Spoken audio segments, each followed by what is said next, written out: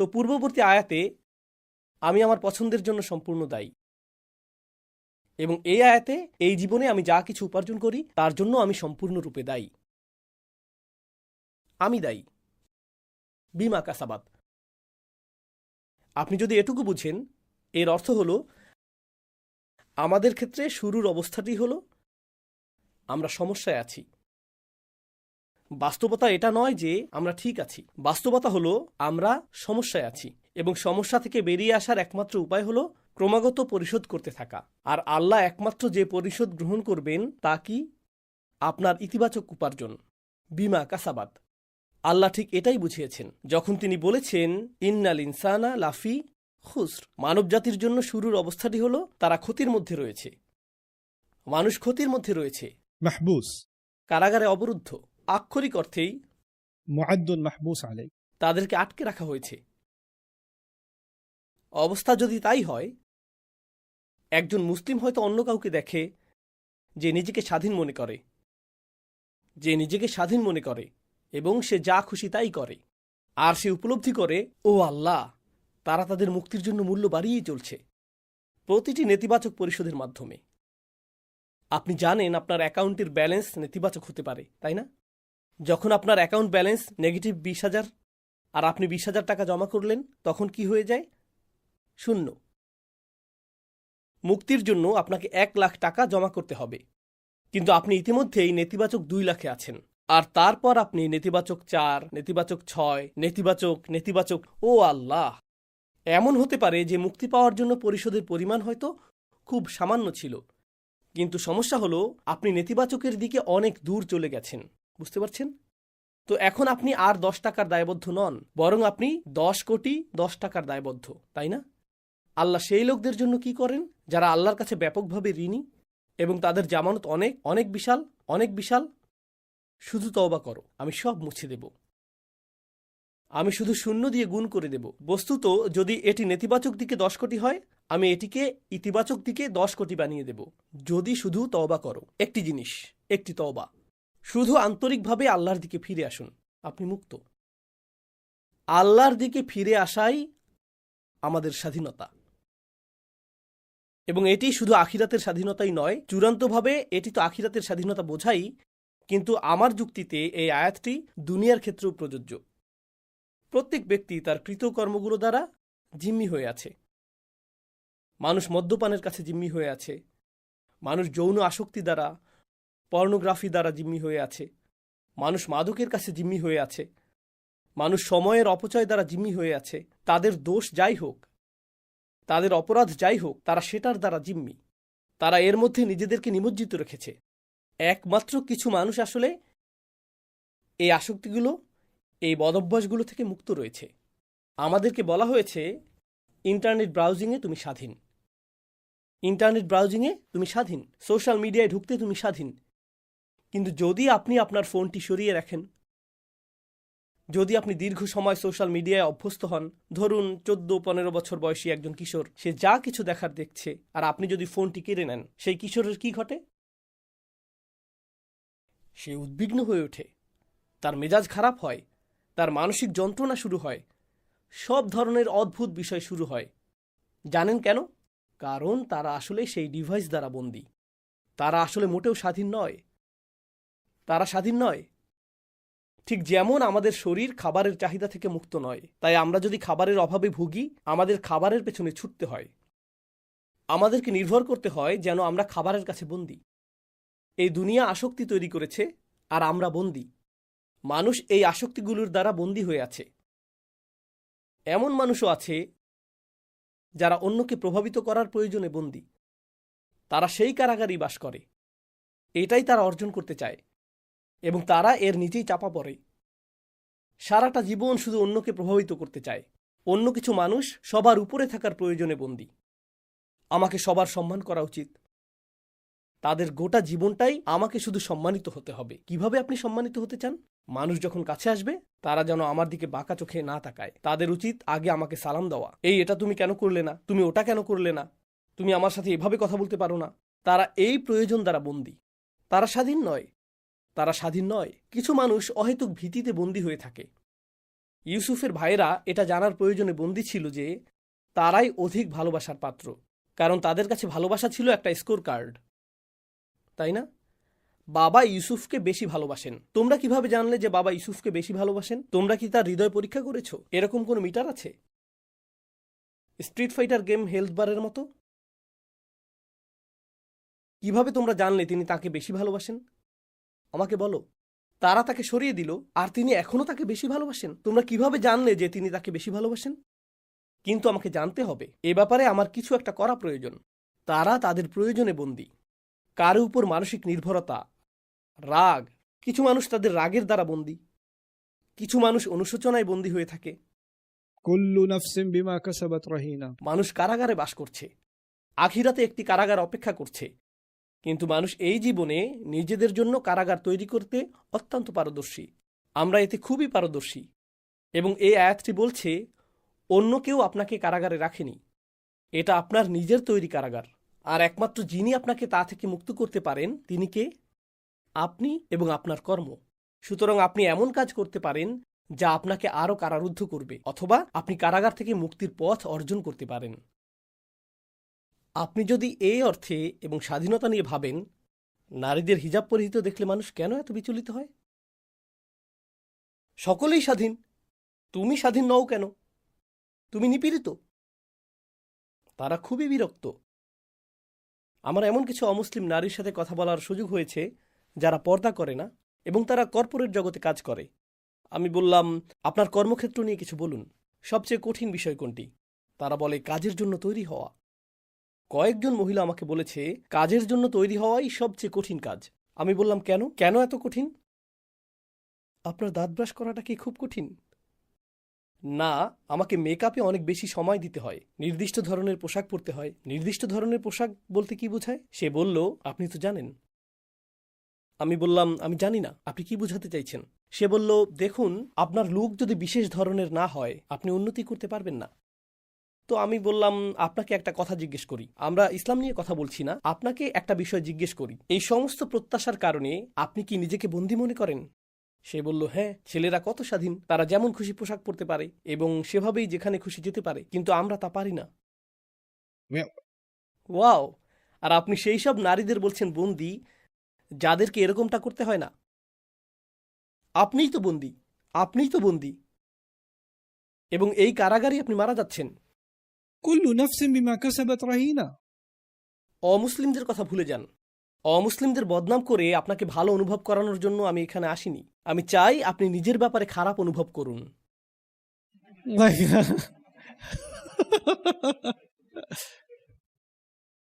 আমরা এইসব অনর্থক মানদণ্ড বানিয়েছি, আর তারপর এই মানদণ্ড পূরণ না হবার দুঃখে মরে যাই।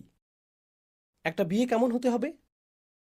এখন আমরা এই মানদণ্ড তৈরি করেছি, এই মানদণ্ড ইনস্টাগ্রাম থেকে অবতীর্ণ হয়েছে। আর এখন আপনার বিয়ে যদি সেই রকম না হয়, এটা আমার জীবনের সবচেয়ে খারাপ দিন। কেন কেন? আমরা নিজেদের জন্য এমন কারাগার বানিয়েছি যার কোনো প্রয়োজনই ছিল না। আমরা নিজেদেরকে জিম্মি বানিয়েছি, আর সেই কারাগারে নিজেদেরকে রাখার জন্য আমরা যে কোনো কিছু করতে প্রস্তুত। ইসলাম আসলো এবং মুক্তিদান করল। আপনাকে শুধুমাত্র একজনেরই দাসত্ব করতে হবে, আর তিনি হলেন আল্লাহ। আর হ্যাঁ, আপনার খারাপ কাজের জন্য আপনাকে জিম্মি করে রাখা হয়েছে, আর নিজেকে মুক্ত করার জন্য আপনি ভালো কাজ করতে পারেন। শুধু মানুষ হয়ে উঠুন। আপনার জীবনের একমাত্র উদ্দেশ্য হওয়া উচিত আমি কি সঠিক কাজটি করছি। আপনার উদ্দেশ্য আর এটা থাকবে না যে আমি কি জনপ্রিয় কোনো কাজ করছি, আমি কি ফ্যাশনেবল কোনো কাজটি করছি, আমি কি সবচেয়ে বেশি অর্থ উপার্জনকারী কাজটি করছি, আমি কি প্রতিযোগিতামূলক কাজটি করছি। এই প্রশ্নগুলো অদৃশ্য হতে থাকবে। একমাত্র প্রধান যে প্রশ্ন থেকে যাবে তা হলো আমি কি সঠিক কাজটা করছি। শুধু এটুকুই, আমি কি সঠিক জিনিস অর্জন করছি, ব্যাস এটুকুই। কি অসাধারণ এক বিশ্ব দর্শন! আর এটাই স্বাধীনতা। আমি সঠিক কাজটি করতে স্বাধীন যখন অন্যেরা সবাই কারাগারে রয়েছে, তারা আমার উপর চাপিয়ে দিতে পারে না। এমনকি সেই মেয়েরা যাদের বিষয়ে সেদিন কথা হচ্ছিল, এক তরুণী ইনফ্লুয়েন্সার নারীদের ব্যাপারে বলছিল যারা পর্দা ত্যাগ করেছে, ইত্যাদি ইত্যাদি। তারা কি অন্যদের চোখ আর মতামতের কারাগারে বন্দী নয় এবং এর দ্বারা প্রভাবিত হয়েই পর্দাহীনতার সিদ্ধান্ত নেয় না?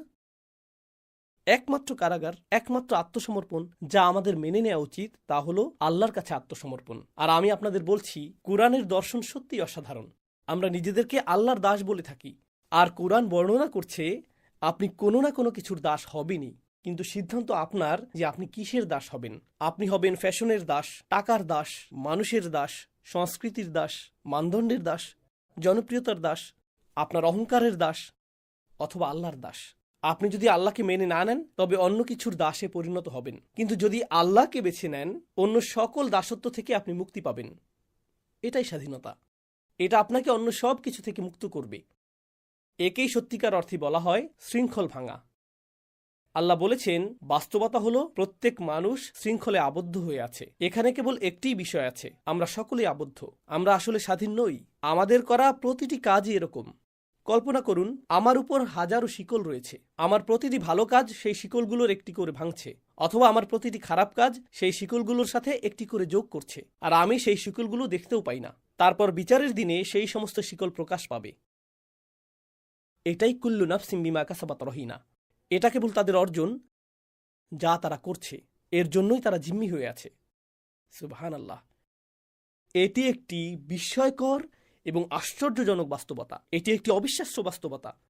এটি আপনার ও আমার উদ্দেশ্যে আল্লাহর বলার একটি উপায় যে কেউ আমাদের কারাগারে রাখেনি, আমরাই রয়েছি। আমরাই রয়েছি। এটা অসম্ভব। আমি অনেক বেশি ভুল করেছি। আমি অনেক দূরে। আমি কারাগারের গর্তের অনেক গভীরে আছি। আমার পক্ষে উপরে উঠে আসার কোনো উপায় নেই। না, আপনার মুক্তি পাওয়া সম্ভব, সহজেই। ইল্লা আসহাব আল ইয়ামিন, ডান দিকের লোকেরা ছাড়া। আল্লাহ বলেছেন আসহাব আল ইয়ামিন। জানেন, এটা বিচার দিবসের মানুষদের একটা বর্ণনা। সেখানে বাম দিকের মানুষ থাকবে এবং ডান দিকের মানুষও থাকবে, এবং এমন মানুষও থাকবে যারা তাদের আমলনামা ডান হাতে পাবে, তাই তাদেরকে ডানপন্থী লোক বলা হয়। কিছু মানুষ তাদের আমলনামা বাম হাতে পাবে। সেখানে এমন লোক আছে যাদের উপর মূলত অভিশাপ রয়েছে। আসহাবুল মাশআমা, شؤم অশুভ, অভিশপ্ত। আসহাবুশ শিমাল, কিন্তু ডান দিকের লোকেরা হলো আসহাবুল ইয়ামিন। أصحاب الميمنة ما أصحاب الميمنة وأصحاب المشأمة ما أصحاب مشأمة কিন্তু ইয়ামিনের আরও একটা অর্থ আছে। আরবিতে ইয়ামিন বলতে শপথ বোঝানো হয়। সুতরাং যখন আপনি ইয়ামিন গ্রহণ করেন, আপনি একটি শপথ নিচ্ছেন। এরা হলো সেই সব লোক যারা আল্লাহর কাছে কৃত শপথ রক্ষা করেছে। এরাই ইয়ামিনের অধিকারী। এমনকি পৃথিবীতে আসার আগেও তারা ইতিমধ্যেই আল্লাহর কাছে একটি প্রতিশ্রুতি দিয়েছিল, এবং সেই ফিতরা অনুযায়ী তারা তাদের প্রতিশ্রুতি রক্ষা করে চলেছে। এরাই হলো ইয়ামিনের অধিকারী মানুষ। ইয়ামিন অর্থ সম্মানজনক কাজ করাও বোঝায়, কারণ ইয়ামিন বা ডান হাত ভালো কাজকে প্রতিনিধিত্ব করে। এটি আপনার চুক্তি পূরণের প্রতিনিধিত্ব করে। ডান হাতকে আপনি চুক্তি করার জন্য নির্ভরযোগ্যতা প্রদর্শনের কর্মর্দন করতে ব্যবহার করেন। আপনি ডান হাত মিলিয়েছেন মানে হলো আপনি এখন এর জন্য দায়ী, আপনি এর উপযুক্ত। বিশ্বজুড়ে আদালতগুলোতে এবং নতুন পুরাতন সকল সংস্কৃতিতে আপনি আপনার ডান হাত দিয়ে সাক্ষ্য দেন। আপনি আপনার বুকে হাত রাখেন এবং অঙ্গীকার করেন। আপনি প্রতিশ্রুতি দেন, তাই না? ডান হাত হলো সংস্কৃতি, সম্মান, ন্যায় এবং সততার প্রতীক। এরা হলো সততার মানুষ। এরা এমন লোক যারা সঠিক উপায়ে কাজ করে। যখন আপনি ভুল উপায়ে কাজ করেন, আপনি আপনার বাম হাত ব্যবহার করেন। যখন আপনি সঠিক উপায়ে কাজ করেন, আপনি ডান হাত ব্যবহার করেন। إلا أصحاب اليمين دي একমাত্র মানুষ যারা জিম্মি নয়, তারা হলো ডান হাতের সঙ্গী। এই কথার দ্বারা বড় একটি চিন্তার দ্বন্দ্ব সৃষ্টি হবার সম্ভাবনা থেকে যায়। আমি আপনাদের মতো করে নিজেই একটা প্রশ্ন করছি। কিন্তু উস্তাদ, আমার একটা প্রশ্ন আছে। আমি ভেবেছিলাম আমরা কেবলমাত্র আল্লাহর করুণার দ্বারাই জান্নাতে প্রবেশ করব, কিন্তু এখন দেখলাম মুক্তি লাভের একমাত্র উপায় হলো আমাদের কর্মফল। তাহলে কোনটা সঠিক, আমাদের কর্মফল নাকি আল্লাহর করুণা? প্রশ্নটির জন্য আপনাকে ধন্যবাদ প্রিয় শ্রোতা। এখন আমি এর উত্তর দেওয়ার চেষ্টা করছি, কারণ সহিহ হাদিসে এসেছে যে আমরা একমাত্র কিসের দ্বারা জান্নাতে প্রবেশ করব? আল্লাহর করুণা। আমাদের কৃতকর্ম যথেষ্ট নয়। আর এখন আল্লাহ বলছেন তোমরা মুক্তি পাবে না কোন জিনিসটি ছাড়া? যা তোমরা অর্জন করেছ। তাই মনে হচ্ছে একটি দ্বন্দ্ব রয়েছে। আমরা কি কেবল আল্লাহর করুণাতেই জান্নাতে যাব, নাকি আমাদের কর্মের দ্বারা? আসুন গোটা ব্যাপারটা আরেকবার ভেবে দেখি। আমার আমল কখনোই যথেষ্ট হবে না, কখনোই না, কারণ জান্নাত আসলেই অনেক দামি, তাই না? দেখুন, পৃথিবীতে অনেক চমৎকার স্থান রয়েছে। ইউরোপে সুইজারল্যান্ডের মতো জায়গাগুলো অত্যন্ত সুন্দর। ফ্রান্সের এমন কিছু অংশ আছে যা অত্যন্ত সুন্দর। আমি নিশ্চিত জার্মানিরও কিছু অংশ অত্যন্ত সুন্দর, তাই না? আমি এখনো সেগুলো দেখিনি, তবে আমি নিশ্চিত। আমি বার্লিন গিয়েছি। এর চেয়ে বেশি আমাকে কি করতে বলেন?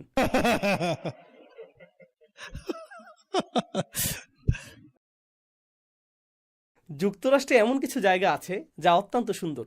কলোরাডো অনেক সুন্দর, ক্যালিফোর্নিয়াও অনেক সুন্দর। পৃথিবীতে অনেক দামি শহর আছে, যে কোনো সুন্দর জায়গায় দামি হয়, তাই না? দামি রিয়েল এস্টেটের একটি প্লট পেতে অনেক বেশি পরিশ্রম করতে হয়। আমরা কথা বলছি জান্নাত নিয়ে, আর জান্নাতের আকার আসমান ও জমিনের আকারের সমান। এটা এই পৃথিবীর তুলনায় একটু বেশি দামি, একটু বেশি। আর অবশ্যই যদি আপনি এর জন্য মূল্য দিতে চান, তাহলে এর জন্য আপনাকে কাজ করতে হবে। কিন্তু এই দুনিয়ায় আমি যত কাজই করি না কেন, এমনকি নিউ ইয়র্ক সিটিতেও আমি একটা অ্যাপার্টমেন্ট কিনতে পারবো না। এটা আসলেই কঠিন। আমরা এই সীমিত জীবন ও কিছু কাজ নিয়ে কথা বলছি, আর এখন আমরা প্রাসাদের মালিক হতে প্রস্তুত। একটি নয়, একাধিক প্রাসাদ। কোথায়? জান্নাতে। আমি বলতে চাইছি, যৌক্তিকভাবে চিন্তা করলে আমরা যা পাচ্ছি তার মূল্য দেওয়ার জন্য আমাদের কোনো কাজই যথেষ্ট নয়, কিছুই না। আর উপরন্তু সেগুলো চিরস্থায়ী। তাই আমাদের ভালো কাজ, যদি আমরা ৮০ বছর ধরে ভালো কাজ করি, এটা এমন না যে আমরা জান্নাতে ৮০ বছর ভাড়া ছাড়া থাকতে পারবো আর তারপর ভাড়া শুরু হবে। না, এটা স্থায়ী। সুতরাং প্রচেষ্টা সীমিত, পুরস্কার স্থায়ী। পরিষ্কারভাবেই আমরা এর জন্য মূল্য দেইনি। আমরা এর জন্য মূল্য দিতে পারবো না। এর জন্য মূল্য দেওয়ার কোনো উপায় নেই। তাহলে বিষয়টি কি? দুটো চরমপন্থা। এক, আমরা আমাদের আমলের কারণে জান্নাতে যাব। দুই, আমরা আল্লাহর দয়ার কারণে জান্নাতে যাব। এই দুটোই চরমপন্থা এবং দুটোই ভুল। আমি আপনাদের দেখিয়েছি এর একটি ভুল। আমাদের আমল আমাদেরকে জান্নাতে নিবে না, কারণ এটা যুক্তিসঙ্গত না। আমরা এখনও আয়াতটিতে আসিনি। অন্য চরমপন্থাটি কি? আমরা কেবলমাত্র আল্লাহর দয়ার কারণেই জান্নাতে যাব। আপনি যদি এমনটা বলেন, তাহলে আপনার আমলের প্রতি গুরুত্ব কি হবে? সেগুলোর আর গুরুত্ব থাকবে না। আরে আল্লাহ তো দয়ালু। আপনি বলেন, ভাই হারাম খেও না। হ্যাঁ, কিন্তু আল্লাহ তো দয়ালু। এমন তো না যে আমরা আমলের কারণে জান্নাতে যাব। তুমি কি হাদিসটি পড়নি? আমাদের আমল যথেষ্ট নয়, শুধু আল্লাহর করুণা প্রার্থনা করো, তিনি করুণা করবেন। আল্লাহ তো আর রহমান। তুমি এত সংকীর্ণ মনা কেন? আল্লাহ তোমার চেয়ে অনেক বেশি উদার। এটা কি চরমপন্থা না যা বিদ্যমান রয়েছে? আমি নিশ্চিত আপনার এমন নির্বোধ কোনো কাজিন বা বন্ধু আছে যে এমন কথা বলে, তাই না? কারণ লক্ষ লক্ষ মানুষের এই ধারণা রয়েছে, তাই না? কিন্তু এই বিষয়ের সঠিক ধারণাটি আসলে কি? এটা খুবই সহজ। প্রসঙ্গত, যখনই কোনো ব্যাখ্যাকে জটিল মনে হয়, সম্ভবত তা সঠিক হয় না। কারণ এই ধর্মটিকে সেভাবেই বানানো হয়েছে। ধর্মটি কেমন? এটি ফিতরার ধর্ম। এটা আপনার বুদ্ধির সাথে একত্ব হয়, এটা আপনার প্রকৃতির সাথে একত্ব হয়, এবং আল্লাহ যা বলেন তার অর্থের সাথে আপোষ করে না। এটা কেবলই সরলতাপূর্ণ ধর্ম। তাহলে বিষয়টিকে দেখার সহজ সরল উপায়টি কি? আল্লাহ এই সূরাতে দুটি জিনিসকে একত্রিত করেছেন। আল্লাহর হেদায়েত, যা আপনারা আগে দেখেছেন, এবং আমাদের ইচ্ছা। আপনাদের মনে আছে? উদাহরণস্বরূপ আল্লাহ বলেছিলেন, কাযালিকা ইউদিল্লুল্লাহু মান ইয়াশাউ ওয়া ইয়াহদি মান ইয়াশা। তারপর আল্লাহ বলেছেন, লিমান শাআ মিনকুম মান ইয়াতাকাদ্দামা আও ইয়াতাআখার। তিনি উল্লেখ করেছেন নিজের ও আমাদের কথা, নিজের ও আমাদের কথা। এরকম বেশ কয়েকবার এসেছে। তো মনে হচ্ছে এখানে দুই অংশযুক্ত অবস্থা বিদ্যমান। আল্লাহ আমার নগণ্য অমনোযোগিতাপূর্ণ 25% আন্তরিকতাযুক্ত নামাজ কবুল করবেন, তাই না? যা আমি পড়েছিলাম, তিনি সেটাকে গ্রহণ করবেন। আর সেটার মূল্য গ্রামের একটা অ্যাপার্টমেন্টের সমানও না। তিনি সেটাই গ্রহণ করবেন। তবে আমি তো কিছু একটা করেছিলাম, এবং তা ছিল আন্তরিক। এটা অসাধারণ ছিল না, কিন্তু কিছু তো ছিল। আল্লাহ তা গ্রহণ করবেন, আর তিনি তা বহু গুণে বৃদ্ধি করবেন, আর জান্নাতের বিশাল প্রাসাদের সমান করে দিবেন। আমি তখন সেটার দিকে তাকিয়ে বলবো, ইয়া আল্লাহ, সেটা তো বেশ বাজে একটা মাগরিব ছিল। কিন্তু আল্লাহ বলবেন, হ্যাঁ, আমি তো আর রহমান। তুমি তোমার আমলের কারণে জান্নাতে যাচ্ছ না। তুমি জান্নাতে যাচ্ছ কারণ আমি তোমার আমলকে বহুগুণে বৃদ্ধি করে দিয়েছি। বুঝতে পারছেন? এখন এর মানে হলো বহুগুণে বর্ধিত করার মতো প্রথমেই কিছু থাকতে হবে, তাই না? আল্লাহ প্রতিদানকে বর্ধিত করে দেন। يعظم له أجرا. তিনি প্রতিদানকে বর্ধিত করে দিবেন, ঠিক আছে, কিন্তু বর্ধিত করার মতো কিছু একটা তো থাকতে হবে। আপনি যদি শূন্য হতে আল্লাহর সামনে আসেন, তাহলে আমার মনে হয় আপনারা গণিতে বেশ ভালো। এখানে বর্ধিত করার মতো কিছু নেই, এখানে বৃদ্ধি করার মতো কিছু নেই। আল্লাহ পারফেক্ট হতে বলেননি। আল্লাহ বলেছেন, সামনে এগিয়ে আসো। لمن شاء منكم أن